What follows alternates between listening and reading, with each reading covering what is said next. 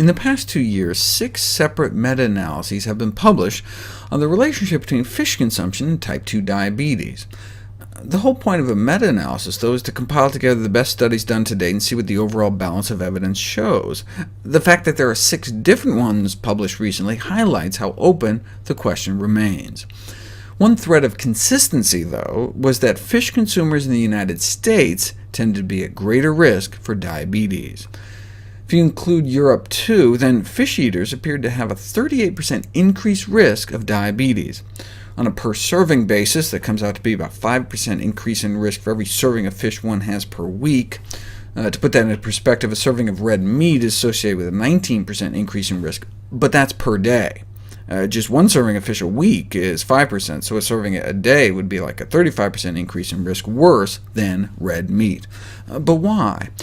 Well, fish intake and omega-3 fats may increase type 2 diabetes risk by increasing blood sugar levels, as found in a review of the evidence commissioned by the U.S. government. An increase in blood sugars in diabetics given fish oil.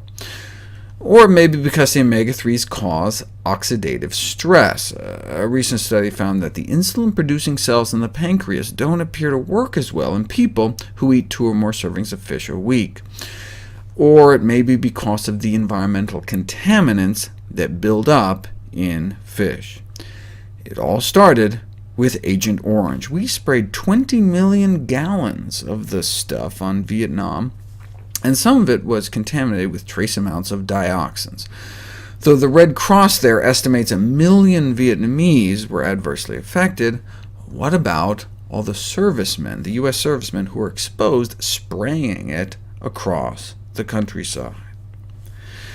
Reports started showing up that veterans exposed to Agent Orange appeared to have higher diabetes rates than unexposed veterans, a link that's now officially recognized. These so-called persistent organic pollutants are mainly man-made industrial chemicals, and among the most hazardous compounds ever synthesized. They include dioxins, PCBs, certain chlorine-containing pesticides, all of which are highly resistant to breaking down in the environment.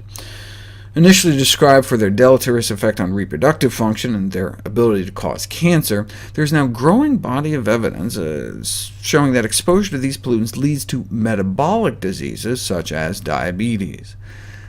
This is a breakthrough that should require our greatest attention.